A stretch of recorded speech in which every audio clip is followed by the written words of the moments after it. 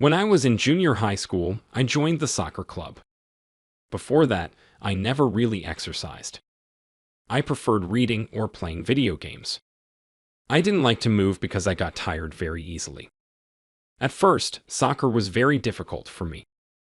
I wasn't fast, and I couldn't keep up with the other players on the team. I decided that I should get into shape on my own. I started jogging on the weekends.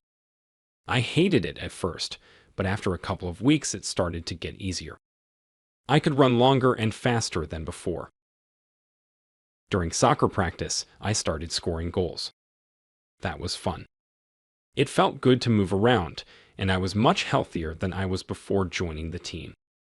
Now, I like to move my body.